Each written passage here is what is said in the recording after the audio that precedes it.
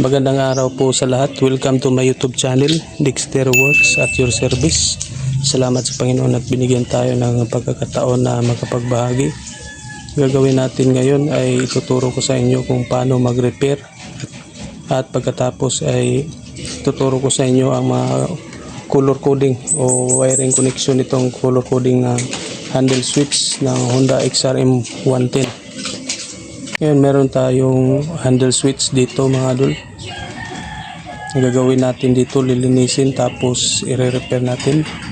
At saka ituturo ko sa inyo ang mga color coding connection nito sa inyong motor.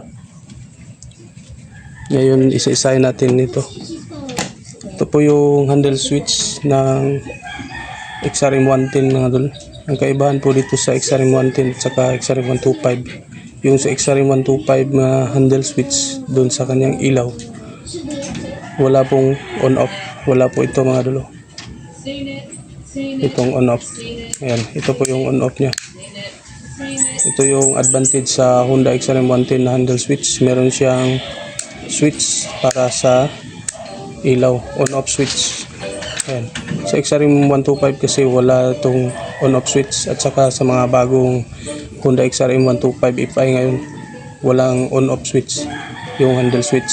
Ganito rin yung itsura niya pero wala ito dito sa bandang gilid, itong on off switch para sa kanyang ilaw, para pwede nyo patayin at pwede nyo pasindi patay yung inyong ilaw. Pwede nyo i-on, pwede nyo i-off yung ilaw ng inyong headlight. Ito yung on off switch, tapos ito yung high and low beam. Ayan. Tapos ito yung signal light switch. Ayan. Ito yung switch para sa left and right signal. Ayan. Tapos horn dito sa bandang baba. Tapos ito yung lagayan ng choke. Ayan. Choke cable po ito mga idol. Ngayon, tuturo ko sa inyo ang mga color coding at saka wiring connection nito. Ito mga idol. Sakaling gusto nyo ikabit ito sa Honda XRM 125 FI, yung gagawin, magkaiba kasi yung socket nya. Gagawin niyo, puputulin nyo lang itong mga socket dito. Tapos yung socket na stock sa Honda XRM 125 FI, putulin nyo lang yun, tapos ikabit nyo dito sa isa mga idol. Color coding pa rin mga idol. Tapos yung wire connection dito mga idol, ngayon isa-isahin natin mga idol.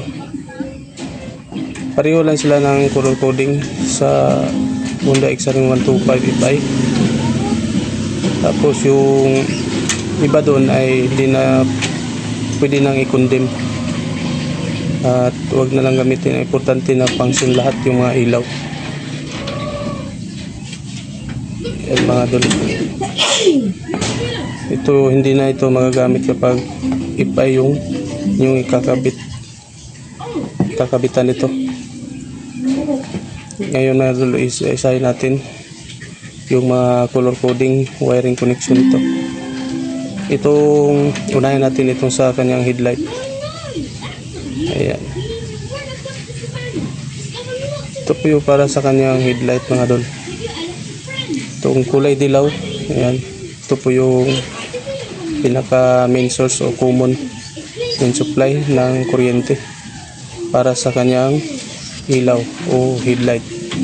Ito namang kulay puti mga idol, ito po yung low beam ng inyong headlight. Tapos itong kulay asul, ito po yung high beam ng headlight, yung inyong ilaw. Ngayon dito naman sa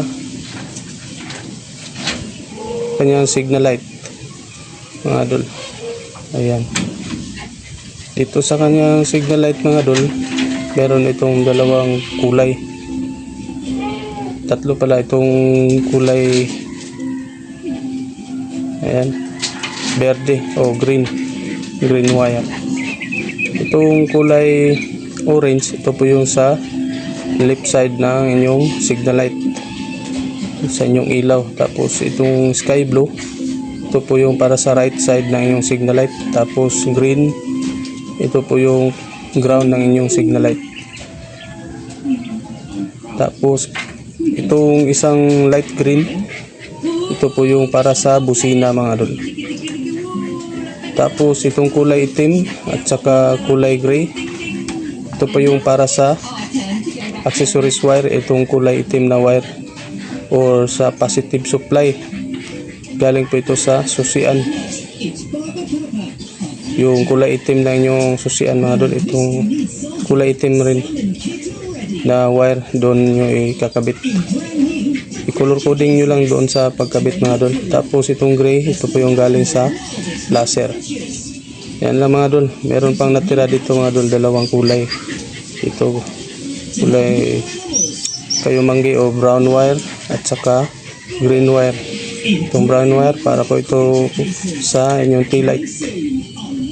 Pag inon nyo yung inyong headlight, iilaw rin yung inyong tail light. Kasabay po ito. Pwede rin nyo itong i-disregard kapag sa Honda XRM 125 nyo ikakabit, kasi automatic nang umiilaw yung kanyang tail light. Yan. Kakabit nyo lang yan kapag sa Honda XRM 110. Hindi nyo ikabit itong handle switch. Ngayon mga idol, ituturo ko sa inyo kung paano mag-repair, maglinis itong handle switch kung sakali na merong problema. Kadalasan na problema dito kapag nangyari na ayaw gumana itong high and low beam switch, ayan, or itong on off switch dito, button, or itong signal light button selector ayaw gumana yung sa kabila.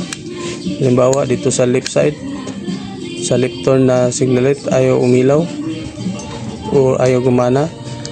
Tapos sa right, okay yung sa right side gumagana, or minsan itong busina hindi gumagana mga idol.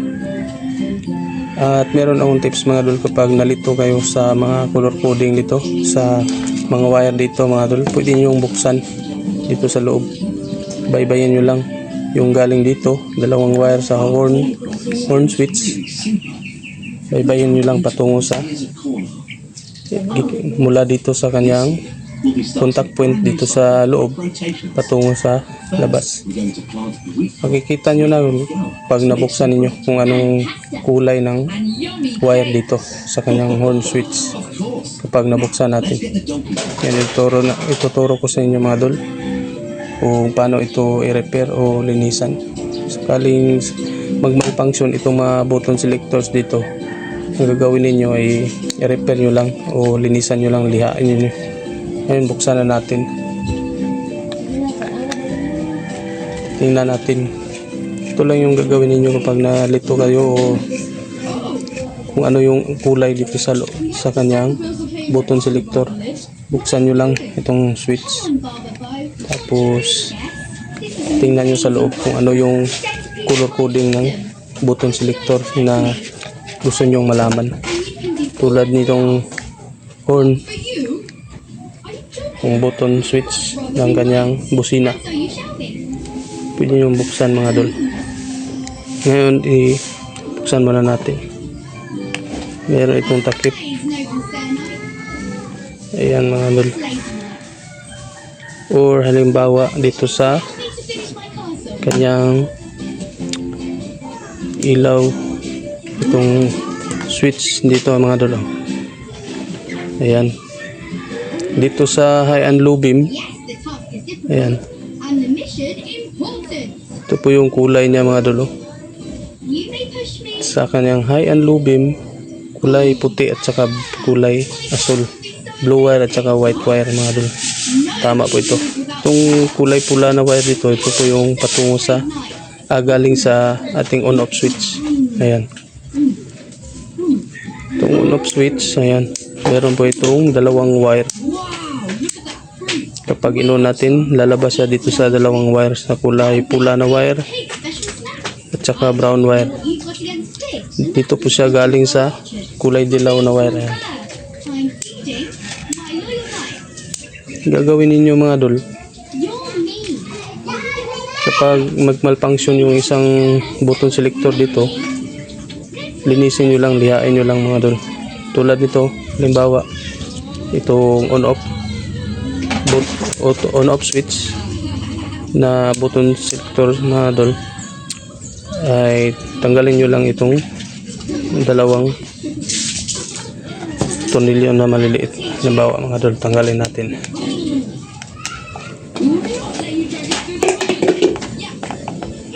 Ganito lang yung gagawin ninyo mga idol pag mag-malfunction yung switch. Linisin nyo lang, tapos lihain nyo lang yung mga contact point para gumana ulit.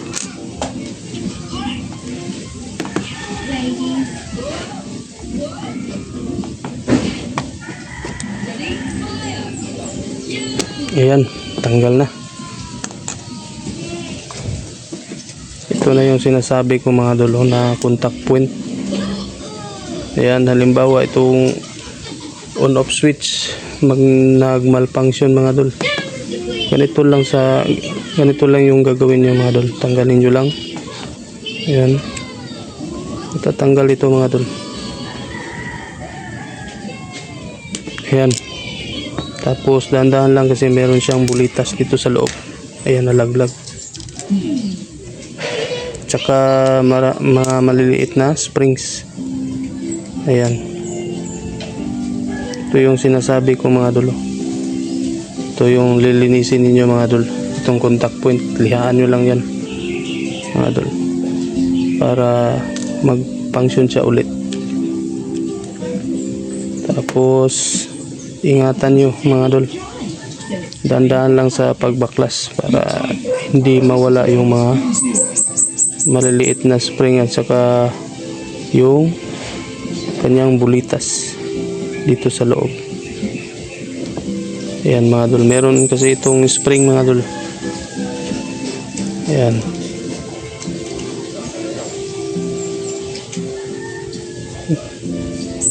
Ganun rin sa busina mga idol.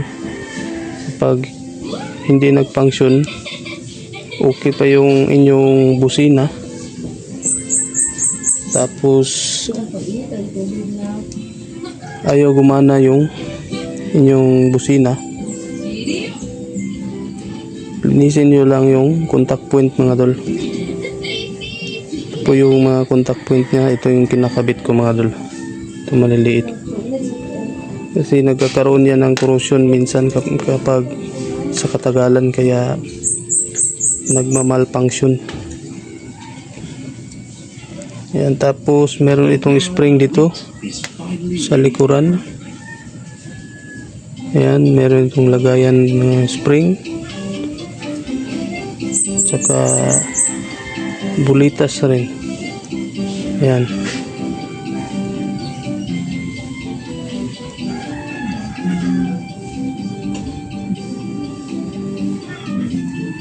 Medyo masilan ito mga idol, medyo mahirap itong i-repair. Pero kung gusto nyo talagang mag-DIY, sundan nyo lang itong video mga idol.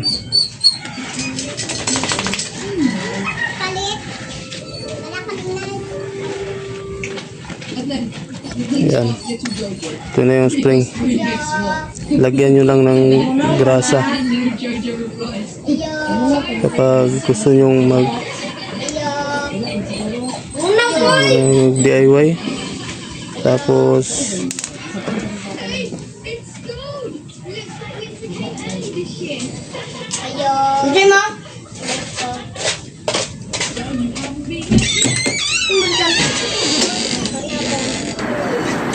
kabit na natin mga idol, ganyan lang kabit mga idol. Ayan.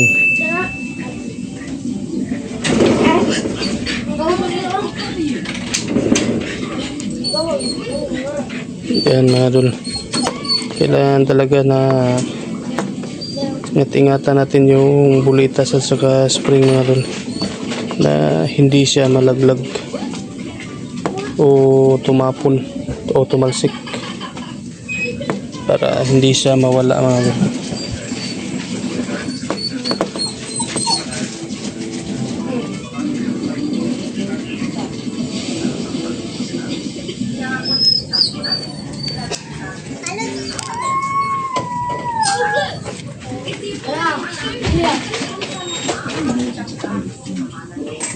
Please place somewhere else. Go on, go. Stop all the silly argument now. Yan, medyo nahirapan na tayo mga idol ha.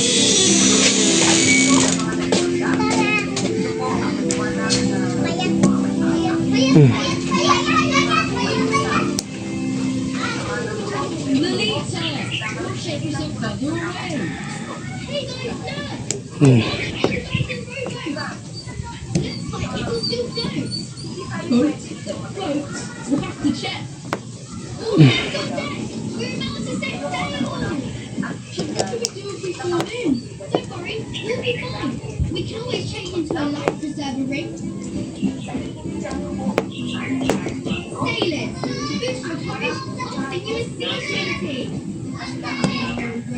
Ayan, Gently down the stream, ikabit na natin sa kabila mga idol. life is dancing. Row, row, row. Tapos balik lang natin mga idol. Row, row, your boat gently.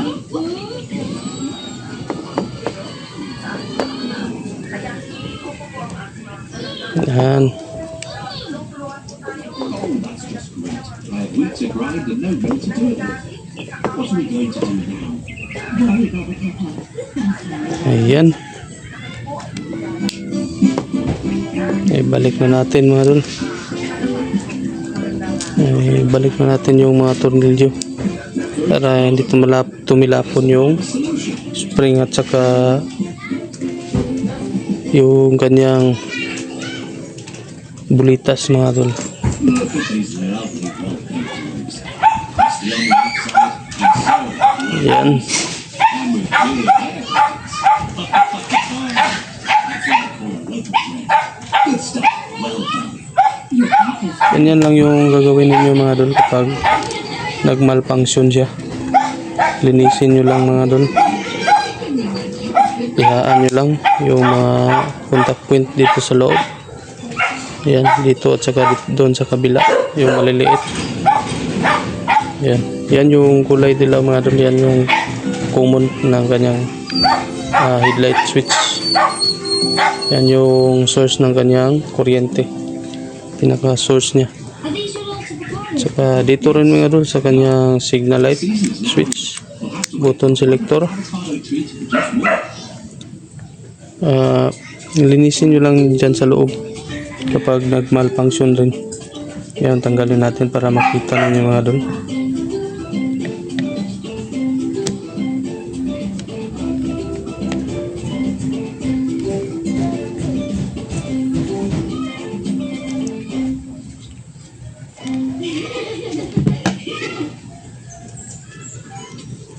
Oh, I love avocados.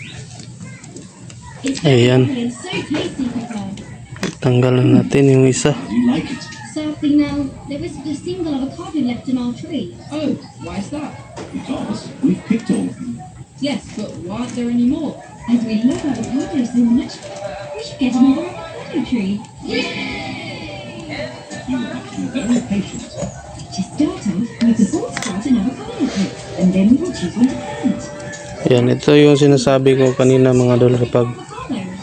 Ah, Very good parent. nalito kayo sa color coding ng Open up and a small kanyang mga wiring connection. stem will come out. After Ayan, pwede yung silipin dito mga idol. Ayan yung sinasabi ko kanina mga idol. Dun sa kanyang busina, itong kulay itim at saka kulay light green. Ayan mga idol. Yan yung para sa busina. Kasi itong Honda XRM, mga Honda XRM positive yung kanyang throw, yung bato ng kanyang busina. Hindi tulad sa mga Yamaha na negative, ground type yung mga busina nila. Pag pinindot mo ay ground yung lalabas doon sa kabilang wire sa kanyang output, at saka yung input niya ay ground din. dito sa Honda XRM, yung input niya positive or black wire. Ayan. Mula pa ito sa accessories wire sa kanyang susian. Pag inon mo yung susian, magbabato siya ng kuryente, lalabas patungo dito sa kanyang busina. Tsaka pag pinindot nyo itong switch, itong horn switch, lalabas siya dito sa light green. Ayan, patungo sa inyong busina. Naglalabas siya ng kuryente dito. They look exactly the same as Ayan, yesterday when we put them positive yung binabato nito, hindi tulad sa Yamaha na negative pag pinindot nyo yung busina. Ayan mga idol, at saka yung kanyang we did only check signal light mga idol, ayan, itong kulay orange. Ayan, nakikita nyo. Ayan, kung sakali na magmalfunction yung inyong busina, linisin nyo lang ito. Ayan mga idol, yung kanyang contact point at saka yung kanyang spring, meron yung spring sa loob. Ayan, ilawin natin mga idol para mas makita ninyo mga idol. Ayan, yan yung sinasabi ko mga idol, yung spring at saka yung contact point yan sa loob. Linisin nyo lang, lihain nyo lang yan. At saka dito rin tatanggal ito mga idol, tanggalin natin. Ayan, pag nagmalfunction yung mga signal light ninyo, hindi ilaw yung sa kabila. Ito yung sinasabi ko kanina na mga kulay. Pag nalito kayo na kung anong ano yung kulay ng signal light switch sa yung mga kulay ng mga wire, ito dito niyo lang makikita mga idol, yung kulay blue or sky blue, gray at saka orange. Ayan, itong sky blue, ito po yung right side signal light. Saka itong kulay gray, ito po yung galing sa plus relay. Saka itong kulay orange, ito po yung patungo sa left side ng inyong signal light mga idol. Sakaling na mag-malfunction mga idol, lihain nyo lang itong mga contact point dito, patanggalin nyo lang ito mga idol. Ayan, ganito lang ang pagtanggal mga idol. Ayan, sikwatin nyo lang dito sa kabila or banatin nyo lang. Ayan, tulad ng ginawa ko mga idol. Tigas siya.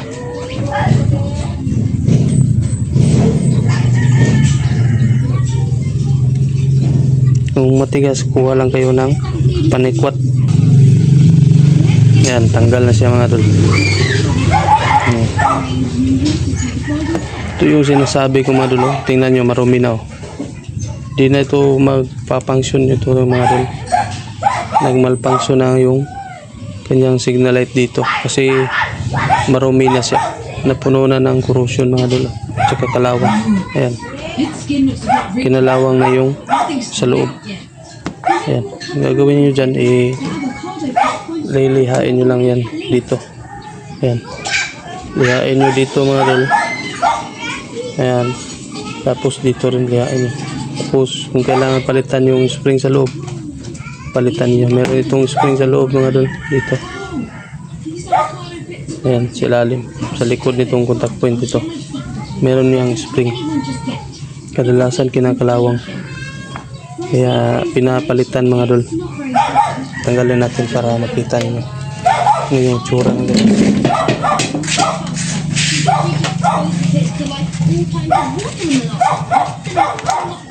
Yung sinasabi ko mga idol, meron itong spring at saka meron din itong bulitas sa likuran. Ito yung bulitas niya mga idol. Ayan, yung bulitas niya.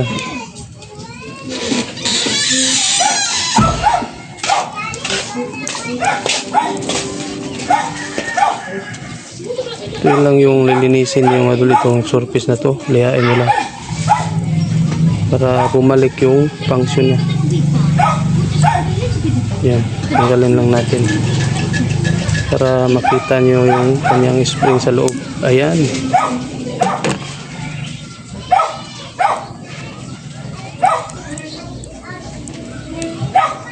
ito yung sinasabi ko mga idol na spring. Ayan, Napakaliit. Okay pa naman yung kanyang spring, stock up lang. Ito yung lilihain niyo mga idol, yung surface na dito mga idol.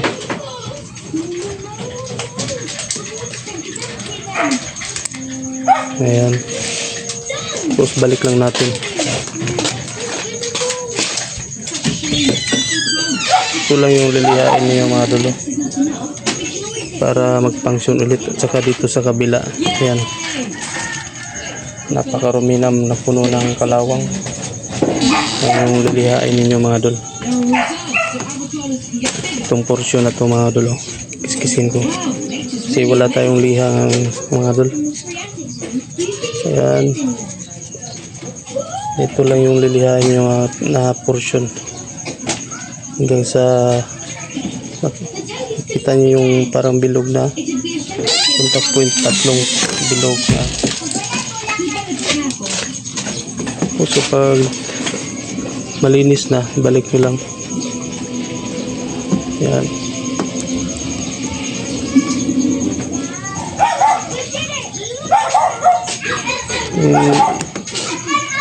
Hindi na talaga madala ng repair. Hindi na talaga ma-repair. Dyan yun napalitan. Sayang naman yung stock original na mga handle switch. Nare-repair pa yan. Kaya i-repair nyo lang muna para makatipid kayo mga idol.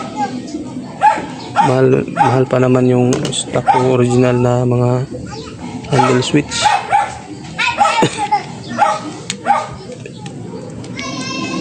Yan, pagkabit nito mga idol, ganito lang. Yan. Tapos yan, balik lang natin yung kanyang mga tornilyo.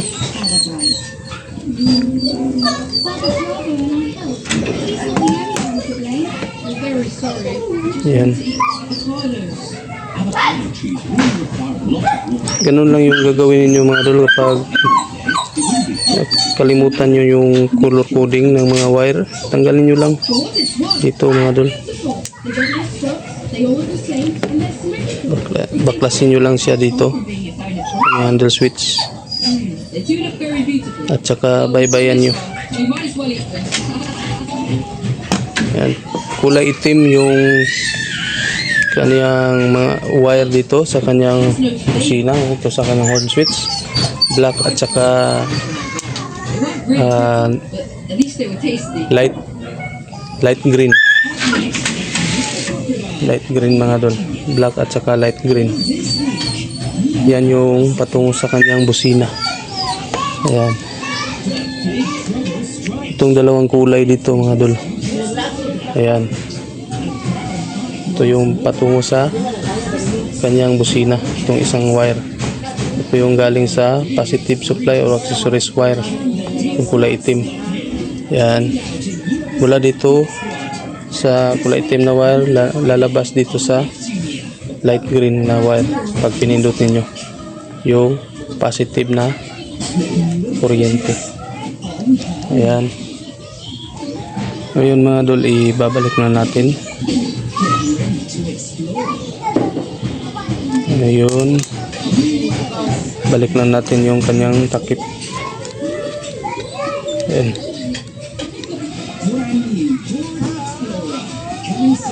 Pwede ito ikabit sa mga Honda XRM 125 FI, at saka pwede rin sa mga Honda XRM 125 carb. Kasi yung sa Honda XRM 125 carb mga idol,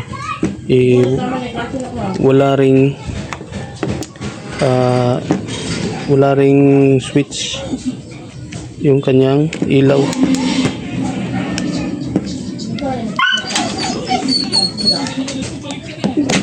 Ito yung advantage sa mga handle switch ng Honda XRM 110 kasi meron na siyang on-off switch.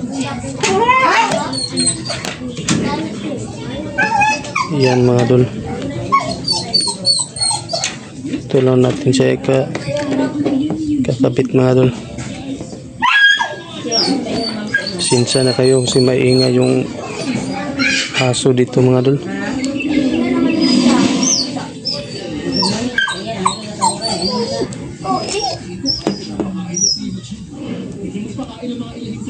Balik lang natin to mga idol.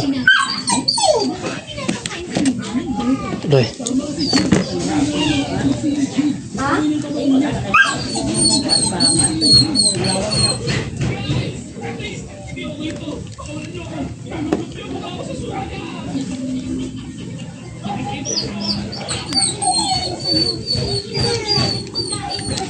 Ayan.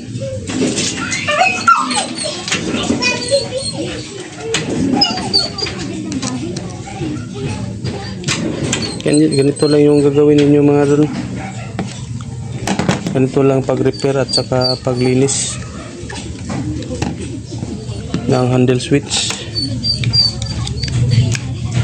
Yan. Mga idol. Sayang naman nagagamit pa siya. Ayan. Okay na mga idol. Sana po may matutunan kayo. At sana tulungan nyo po maabot yung 100k subscriber dito sa YouTube mga idol. Maraming salamat po at paki-like na rin. At kung may katanungan kayo, pwede kayong mag-comment sa comment section.